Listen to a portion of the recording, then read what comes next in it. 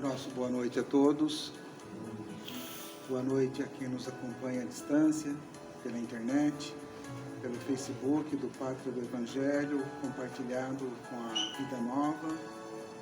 E tudo isso está sendo gravado e depois estará disponível também pelo YouTube. Nós estamos dando início a mais essa atividade, a última, do mês de setembro, de segundas-feiras.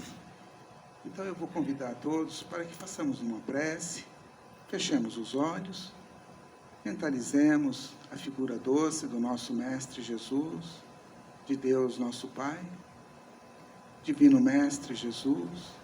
Aqui nos encontramos todos reunidos em seu nome, nesta casa bendita, onde a direção espiritual do Pátria, seus prepostos, harmonizaram esse ambiente, prepararam esse ambiente, para que, quando chegássemos, encontrássemos tudo nessa perfeita paz, nessa perfeita harmonia. Que cada um de nós possamos aproveitar desse momento tão importante da nossa vida para absorver essas energias, essas forças que nos equilibram, nos confortam, que nos dá força para nós caminharmos a nossa jornada. Permitir, Senhor, que os teus propósitos possam encontrar a inspiração no nosso companheiro para encontrar as melhores palavras, a fim de que todos nós possamos sair daqui conhecendo um pouco mais dessa doutrina maravilhosa. Divino Mestre Jesus, pedimos a vossa permissão para o início de mais essa reunião da noite. Se conosco, que assim seja. Bem, hoje, última segunda-feira do mês, a gente traz um convidado. E hoje nós trouxemos o nosso companheiro Gil, que já esteve aqui, Já esteve aqui, acho que mais ou menos um mês e meio, 2, se eu não me engano. Não sei precisar a data, mas ele já esteve aqui. E hoje nós trouxemos ele de novo, é porque nós não gostamos dele, por isso nós trouxemos ele de novo. Nós vamos trazer ele hoje e outras oportunidades também, se Deus quiser, E o nosso companheiro é do Centro Espírita Caminho do Progresso de Santa Bárbara do Oeste, e ele vai falar sobre o tema, o 13º Apóstolo. Estou curioso para saber. Gil, boa sorte.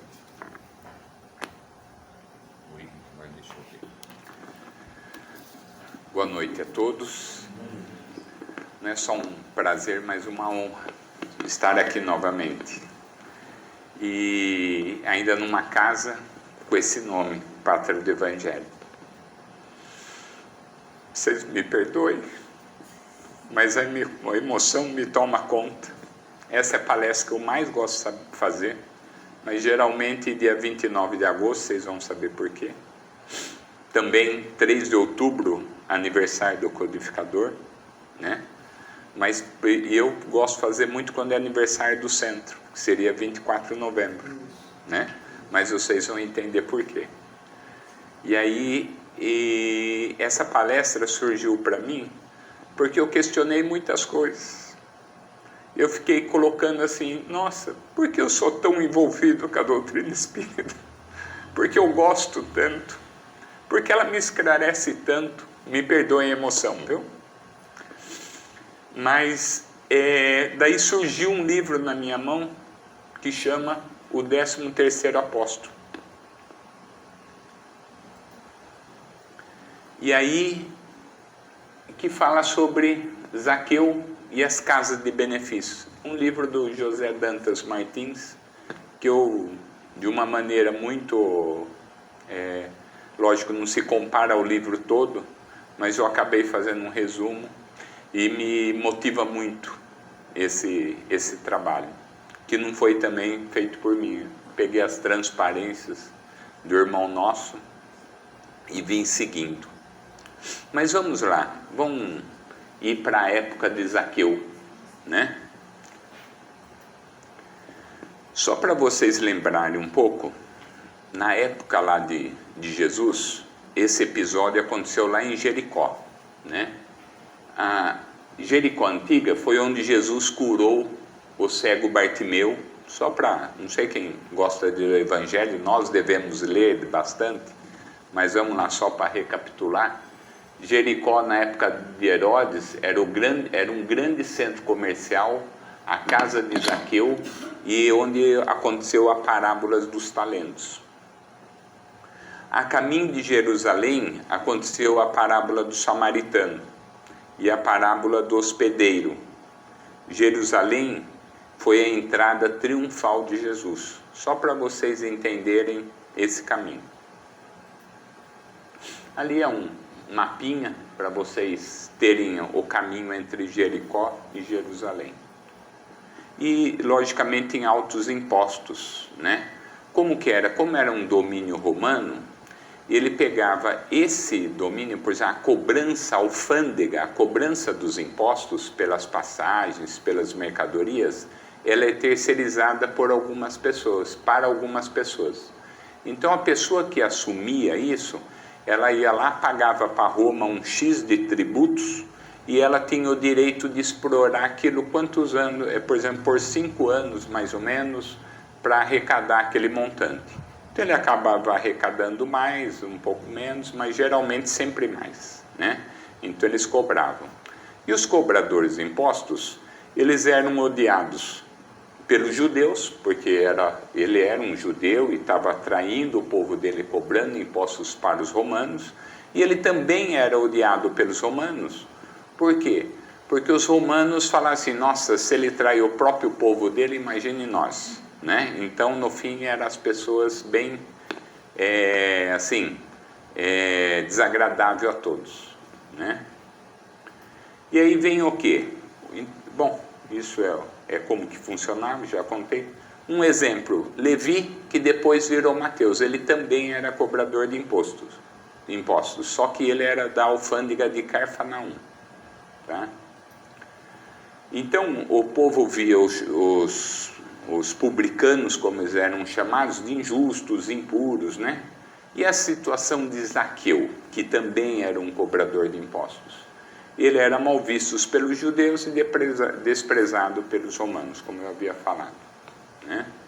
Logicamente Zaqueu era muito rico, morava num palacete, né? E ele tinha sede de amor e compreensão, porque ele era um cara sozinho, ele não tinha amigos, né? Ninguém gostava dele, onde ele ia a turma expulsava ele, a turma não gostava dele, porque afinal ele era o cara da Receita Federal, só que era um cara que cobrava mais do que devia, né? E aí, logicamente ele sempre andava com um soldado junto, e aí esse soldado, se a turma não quisesse dar imposto, ele mandava o soldado pegar os bens à força, né? Era o trabalho dele. E ele, como era muito sozinho, ele ansiava em ver Jesus, em conhecer Jesus, né? Então ele sonhava em ver Jesus e ele não conseguia. E aí aconteceu o que? Aquela história da figueira, né? Ele subiu um sicômero, como fala, né? Uma figueira selvagem, podemos dizer assim, porque ele era baixinho. E como ele era baixinho, ele não conseguia. Quando Jesus passava, ele não conseguia alcançar, porque ele era baixinho. Então ele correu na frente, onde Jesus ia passar, subiu em cima da árvore e ficou esperando Jesus passar, que ele queria só ver Jesus, né? Isso aconteceu em Jericó, no Evangelho de São Lucas. Daí, quando Jesus estava passando, ele falou assim, Zaqueu, estou indo na sua casa. Zaqueu desceu correndo e correu lá para aprontar que Jesus ia na casa dele. Então ele ficou super emocionado, né? E aí quando Jesus chegou, ele falou assim, esta casa recebeu hoje a salvação, porque também este é filho de Abraão, visto que o Filho do Homem veio para procurar e salvar o que estava perdido. Quer dizer, Jesus ia atrás das ovelhas desgarradas, vamos dizer assim, né? E aí nessa casa, na casa de Zaqueu, naquele dia, Jesus falou isso. Aí está a parte de Lucas, né? E ele fala assim, Zaqueu fala, Senhor, eis que dou aos pobres metade dos meus bens. Então ele prometeu, por Jesus ter ido lá, que ele ia dar metade dos bens deles e distribuir aos pobres. e se em alguma coisa tenho defraudado alguém, o restituo quádruplo. Então, quer dizer, ele ia restituir muito mais. Ele prometeu isso para Jesus. E aí que Jesus fala: hoje veio a salvação a esta casa, pois também este é filho de Abraão, porque o Filho do Homem veio buscar e salvar o que havia sido perdido. Nesse momento, Zaqueu se converteu, abandonou tudo, né? Ele deixou de cobrar os impostos, foi devolver todo o dinheiro, né? E aí no livro Ressurreição e Vida, de Leon de Tolstói, fala que ele deixou Jericó, né? Desligou-se das funções de cobrador de impostos, deu parte dos bens aos pobres e, logicamente, ele protegeu sua família, né? Porque afinal ele estaria abandonando, mas ele deixou um certo recurso. Distribuiu suas propriedades rurais entre os camponeses, né? E pôs sustento. E aí também ele se afinou muito com Maria, porque como ele não tinha amor, Maria, mãe de Jesus, acolheu ele, né? E quando Jesus foi crucificado, ele falou para a mãe de Jesus que Jesus foi o único amigo que ele teve de verdade, né? E daí Maria falou assim: então deixa-me chamá-lo de filho, né? Porque Zaqueu se colocava como irmão de Jesus. E aí todos os que servem são meus filhos do coração. Olha, Maria, gravem bem essa parte que me emociona muito. Lá naquela época de Jesus, falou: todos aqueles que servem meu filho, né? Todos os que servem são meus filhos do coração. Mãe de Jesus. Daí ele falou assim: minha mãe. Falou para Maria. Bom, Zaqueu, naquele envolvimento dele devolver tudo, ele foi para... ajudou a fundar, ele se converteu e o nome dele mudou para Matias. Tanto é que nos evangelhos sai o nome de Zaqueu, some, e aparece, acho, uma ou duas vezes só Matias, tá? Porque ele se converteu. Como Levi depois se converteu, chamou Mateus, né? E aí Zaqueu depois se converteu, chamou Matias. E aí ele fundou o quê? A primeira casa de benefícios, que era a Casa do Caminho. Ele foi lá e começou a trabalhar com a caridade. A segunda casa de benefício, lembre que ele prometeu restituir tudo, né? Embora ele deu os bens, mas ele achou pouco ainda. Então ele começou a criar sistemas de benefício, sistemas de socorro, casas de caridade, né? E aí, quando Paulo de Tarso foi julgado por César em Roma e por pedido de Simão Pedro, Matias assumiu a direção da igreja cristã lá em Cesareia. Daí o que acontece? Matias vai para Cesareia assumir a casa cristã. A terceira casa de benefícios, depois vem 66 depois de Cristo, na guerra, quando os romanos massacraram os judeus, destruíram o templo. Não sei se vocês acompanharam essa história, né? E Cesareia também se transformou numa colônia de Roma. Matias deixou a Cesareia e foi para a Etiópia, por orientação do próprio Jesus. Jesus já tinha sido crucificado, mas ele aparecia aos seus discípulos ainda, colocando. Então falou assim: Matias, vá para Etiópia. E lá ele foi para a Etiópia. Bom, aí a gente vai pegar as outras psicografias, né? No livro Ave Cristo, do franciscano Xavier e de Emmanuel, ele conta a história de Quinto Varro, que é o irmão Corvino, Quinto Celso, né? E ele vem resgatar a alma de Tassiano, filho espiritual de Matias. Esse livro é fantástico, é uma outra história, eu não vou, porque o tempo é curto. Essa palestra aqui é por umas 2 horas, mas eles permitiram eu fazer só 1h30, né? Então eu vou tentar ser breve, tá bom? Mas de qualquer maneira, está lá no livro Ave Cristo, é história, é reencarnação de Zaqueu, tá? Só para vocês verem. E aí a quarta casa, benefício, é quando a história de Quinto Varro, do mesmo livro. Daí Quinto Celso, né, ele vai resgatar o filho, tudo mais, tem aquela história, mas vamos... E ele consegue resgatar o filho. E aí é a missão cumprida.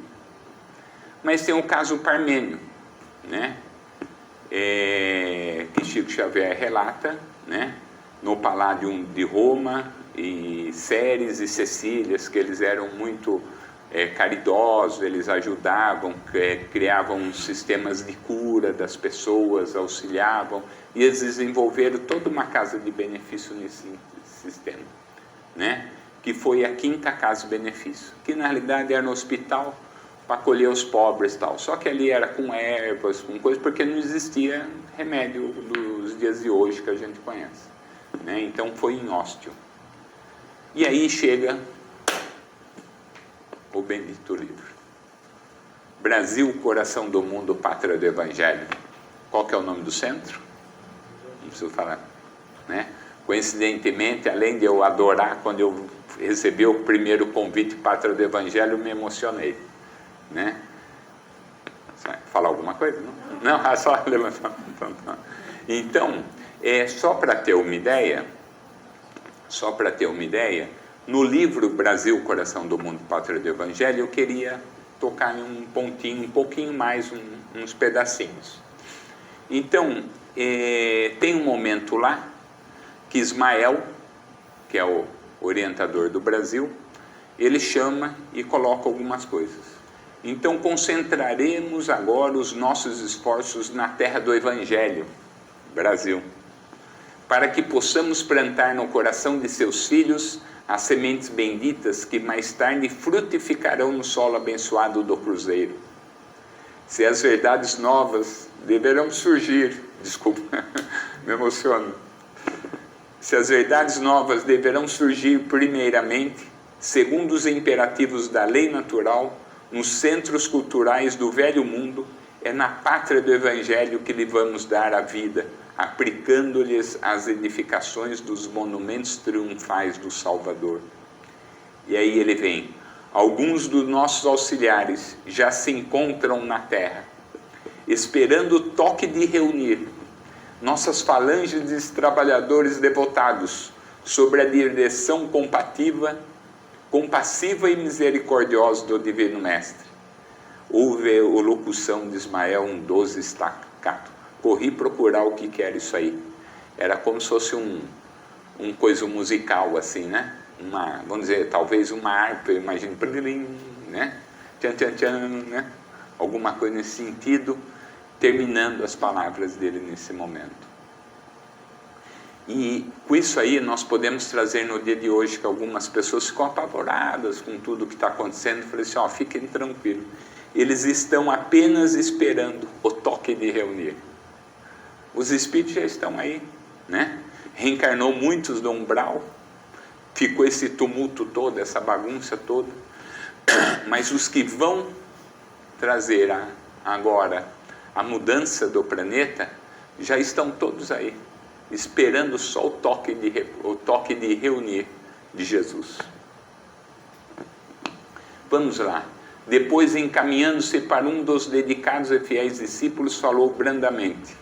Aí ele chama um dos discípulos: descerás às lutas terrestres com o objetivo de concentrar as nossas energias no país do Cruzeiro. Eu vou pular um pouco. Arregimentais todos os elementos dispersos para a dedicação do teu espírito, a fim de que possamos criar o nosso núcleo de atividades espirituais dentro dos elevados propósitos da reforma da regeneração. Então fala assim, reúne todos. Ele pega um discípulo e manda e fala, reúne todos os que estão prontos. E vocês vão perceber por que tanta emoção.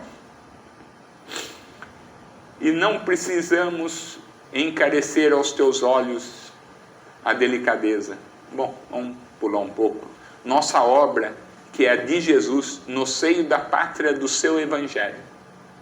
Se a luta vai ser grande, considera que não será menor a compensação do Senhor, desde que o caminho, a verdade e a vida, quer dizer, a luta é grande, ela continua até hoje, havia em toda a Assembleia Espiritual um divino silêncio. Aquele silêncio, imagine, aquele conclave de espíritos superiores, né? Lá no bater de 1700, 1800 e pouco. E aí ele fala assim: o discípulo escolhido nada pudera responder, ele ficou quieto. Ele foi escolhido. Com o coração alarmado por doces e esperançosas emoções, mas as lágrimas de reconhecimento caíam-lhe copiosamente dos olhos. Quer dizer, esse discípulo emocionado por ter sido escolhido por tão nobre missão. Ismael, que era o governador do Brasil, que é o governador do Brasil, desfraldara a sua bandeira à luz gloriosa do infinito, salientando-se a sua inscrição divina, que parecia constituir-se de sóis infinitésimos. Uma vibração de esperança e de fé palpitava em todos os corações. Uma voz terna e compassiva exclamou das cúpulas radiosas do ilimitado: glória a Deus nas alturas e paz na terra aos trabalhadores de boa vontade.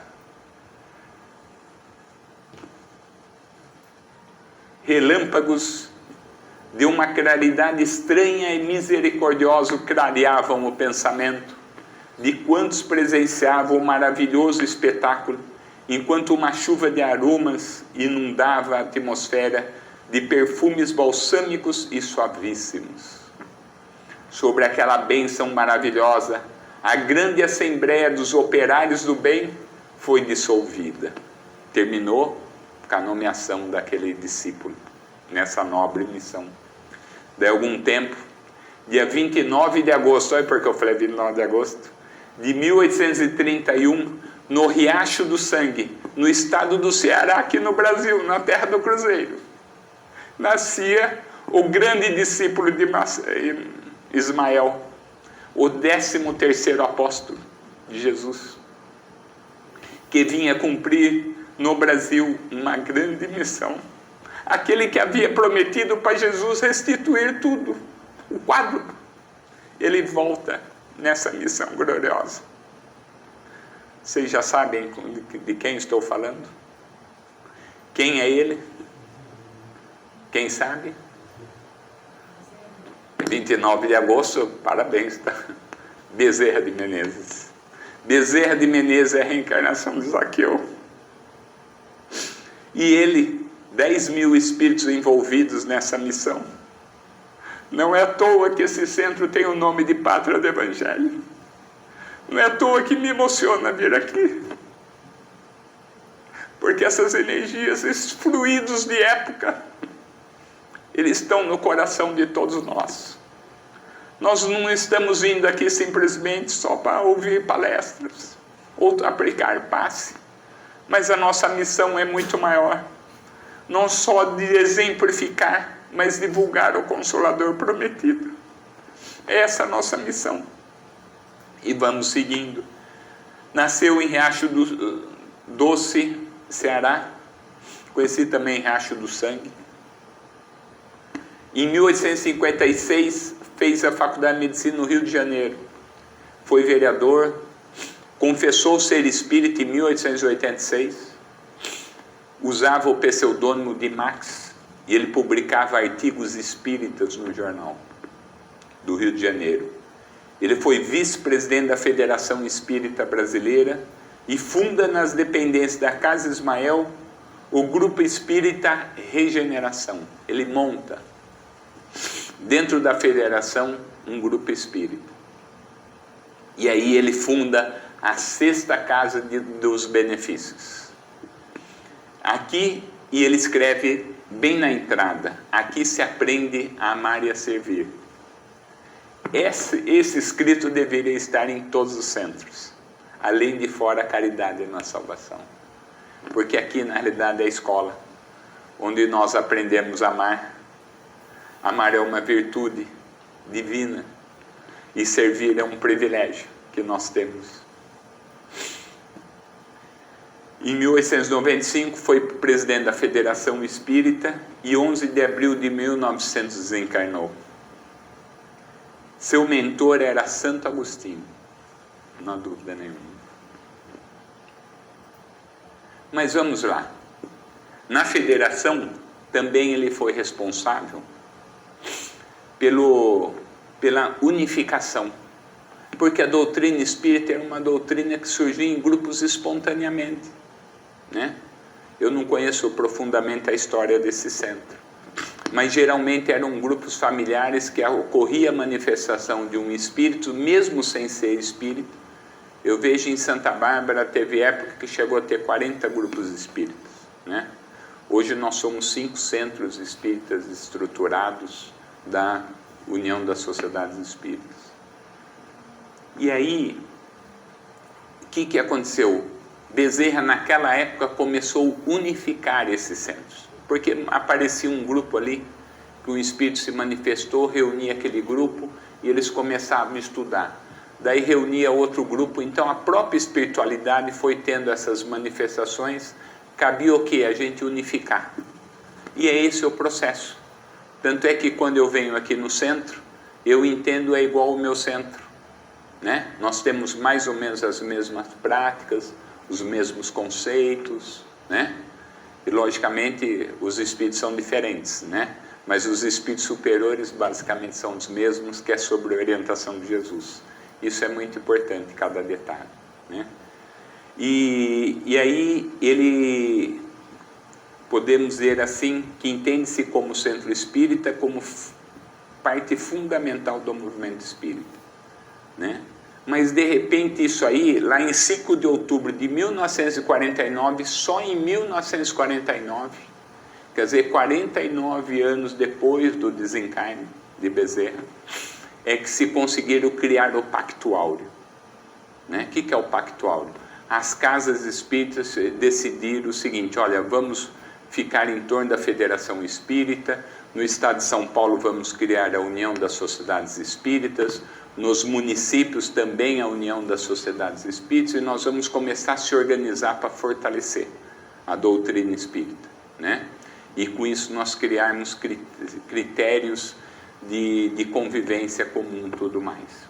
E aí criou. E nesse Pacto Áureo, os espíritas, lógico, aí Chico Xavier e todo mundo mais que estava ali já, começaram a viajar, visitar os centros espíritas, como Kardec fazia lá no começo. Tinha as viagens espíritas de Kardec, que ele ia nessa tentativa de unificação, né? Já com Kardec, tá? Daí Bezerra implanta aqui no Brasil isso, mas assinado mesmo o Pacto Áureo foi em 1949. Mas vamos lá. A história que está no livro Voltei, do irmão Jacó. É uma história muito bonita, que foi, ela coloca, é que é longa para mim ler, e eu estou preocupado com o tempo, que eu gosto dela porque dá emoção, mas vamos lá, vou tentar relatar sem precisar ler. Então, naquele mesmo recinto de 1800, há uma reunião especial onde participam 5.000 espíritos encarnados, né? Que eles fazem aquela determinação, aquela união, para mostrar o futuro do Brasil, o futuro do mundo, e aí eles vão, né? Mas quando adentra, acompanhado de entidades, deixa eu colocar aqui daí.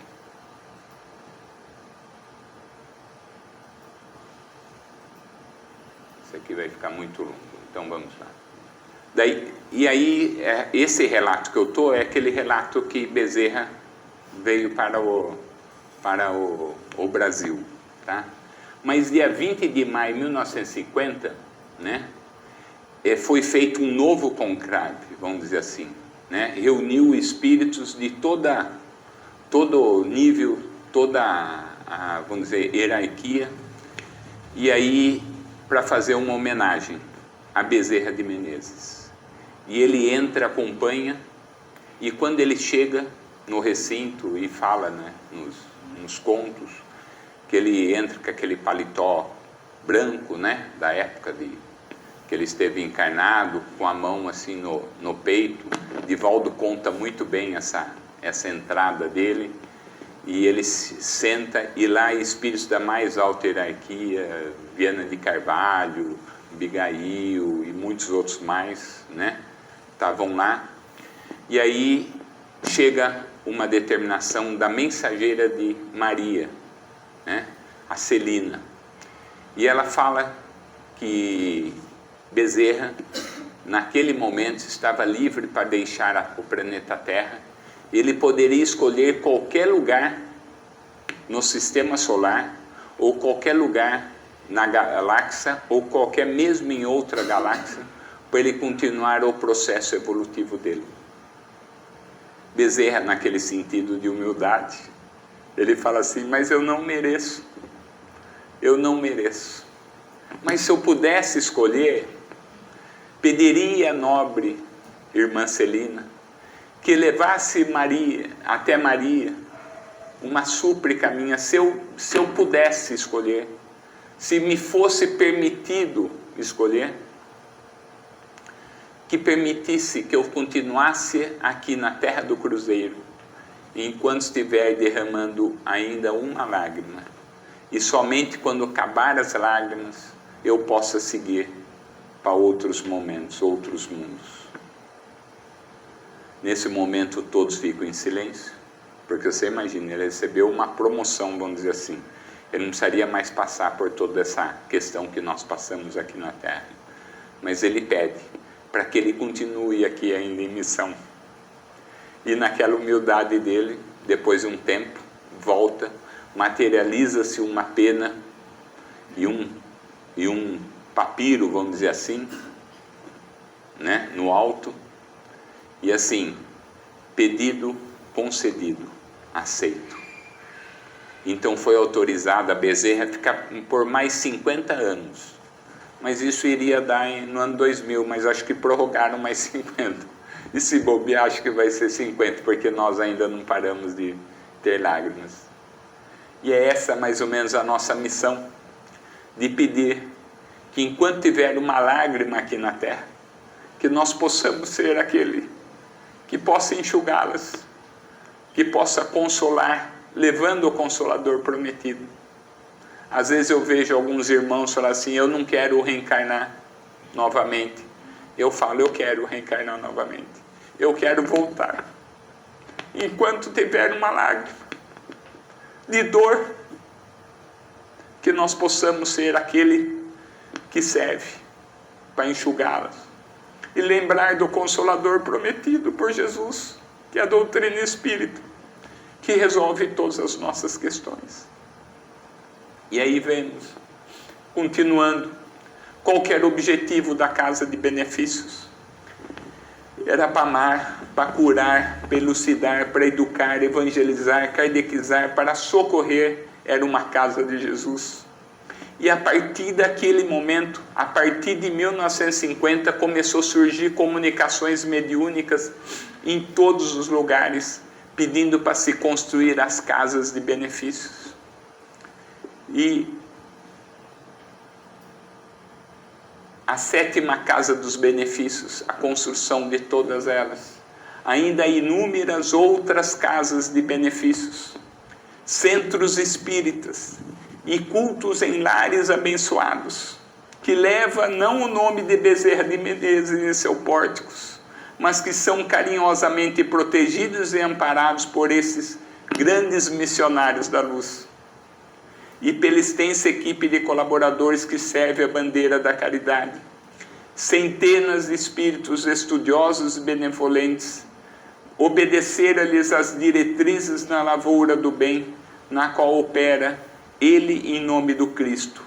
Isso está no livro André Luiz, Ação e Reação. Então são inúmeras casas que foram construídas, fundadas. E aí eu puxo um pouco a sardinha para o meu lado.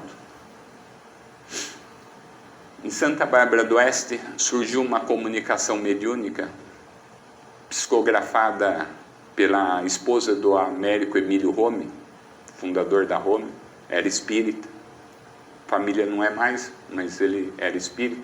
E a dona Geli, Olímpia Geli Rome, era médium. E ela psicografou que deveria se fundar uma casa de benefícios. E aí foi criado a Associação de Beneficência e Educação Casa da Criança em Santa Bárbara, o qual estou lá há mais de 20 anos, né, que a gente pegou fechando, e hoje ela atende mais 3.300 crianças. Aqui foi fundado também, né, em Piracicaba, o nosso lar, aqui em Santa Bárbara, aqui em Americana, Monteiro Lobato e muitos outros centros. Mas tem um especificamente que conseguiu captar a mensagem de Bezerra, captar a mensagem de Ismael, que também faz parte da 7ª Casa de Benefícios aqui em Americana. Centro Espírita, Pátria do Evangelho. Dia 24 de novembro de 1969. Um grupo de espíritos conseguiu captar. E encarnados, lógico, e desencarnados, conseguiu. Eu não sei se tem alguém aqui dessa lista hoje, né? Se estão aí ainda ou não. Tem algum vivo, será? Acho que o Aurélio. Só Aurélio, né? Hã? Só Aurélio, né?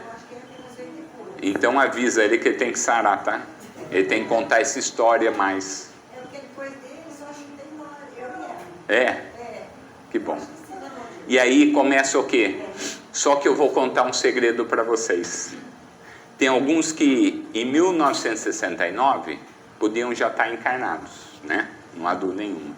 Às vezes não estava aqui na casa, mas estava em outras casas, porque muitos centros espíritas de Americana também foram construídos depois de 1950. Em Santa Bárbara foi vários. Só tem o Caminho do Progresso e o Batuíra, que era mais antigo. O restante foi tudo depois, né? Sem encontrar os outros grupos, tá? Mas aí nós não podemos esquecer que muitos dos espíritos que nasceram depois, eles estavam no plano espiritual incentivando vocês a fundar e manter essa casa. E de repente a gente fala assim, cadê nossas crianças? Cadê nossos jovens? Por isso nós temos convidados. Foi aquela palestra de domingo que eu fiz, né? Ah, meus filhos estão grandes, estão trabalhando, tá aí os netos, porque eles contam conosco. E é nesse momento. Então essa é a grande mensagem que nós temos. Esta casa é abençoada. Depois fala assim, mas de onde ela surgiu? Ela surgiu lá quando Zaqueu prometeu para Jesus. Zaqueu prometeu para Jesus. E ali, como Judas tinha, né, abandonado o grupo, vamos dizer assim, eles tinham que eleger o novo apóstolo, né? Por isso Zaqueu ficou o 13º apóstolo. Daí eles ficaram a decidir entre Zaqueu e um outro, agora não lembro o nome, e acabou sendo escolhido Zaqueu, né? Porque eles lançavam sortes, né? Tem umas passagens que falam isso, e Zaqueu foi escolhido. Não há dúvida nenhuma, né? Por esse mérito. E até hoje ele continua conosco, lógico, todos os outros também, mas ele especificamente. E aqui na Pátria do Cruzeiro, né? Que é no Brasil, coração do mundo, Pátria do Evangelho. E aí tem uma mensagem que, só rapidinho, e que às vezes as pessoas estão preocupadas com o problema do mundo, né? E aí tem essa mensagem que é de 2011. O Chico Xavier psicografou, Bezerra de Menezes. O mundo está repleto de ouro. Ouro no solo, ouro no mar, ouro nos cofres. Mas o ouro não resolve o problema da miséria. Não está conseguindo. O mundo está repleto de espaço. Espaço nos continentes, espaço na cidade, espaço nos campos. Mas o espaço não resolve o problema da cobiça. O mundo está repleto de cultura. Cultura no ensino, cultura na técnica, cultura na opinião. Mas a cultura da inteligência não resolve o problema do egoísmo. O mundo está repleto de teorias. Teorias na ciência. Teorias nas escolas filosóficas. Teorias nas religiões. Mas as teorias não resolvem o problema do desespero. O mundo está repleto de organizações. Organizações administrativas, organizações econômicas, organizações sociais. mas as organizações não resolvem o problema do crime. Para extinguir a chaga da ignorância que acalenta a miséria, para dissipar a sombra da cobiça que gera a ilusão, para exterminar o monstro do egoísmo que promove a guerra, para anular o verme do desespero que promove a loucura e para remover o charco do crime que carreia o infortúnio, único remédio eficiente é o Evangelho de Jesus no coração humano. Sejamos assim valorosos, estendendo a doutrina espírita que o desentranha da letra na construção da humanidade nova, irradiando a influência e a inspiração do Divino Mestre, pela emoção e pela ideia, pela diretriz e pela conduta, pela palavra e pelo exemplo, e parafraseando o conceito inovidável de Allan Kardec, em torno da caridade, proclamamos aos problemas do mundo: fora o Cristo não há solução. Fora a caridade não há salvação, mas ele parafraseou: fora o Cristo não há solução. E é só Jesus. E é nessa missão que a gente vem até aqui, com tanta emoção. E eu agradeço do fundo do meu coração. Obrigado pela oportunidade. Muito obrigado.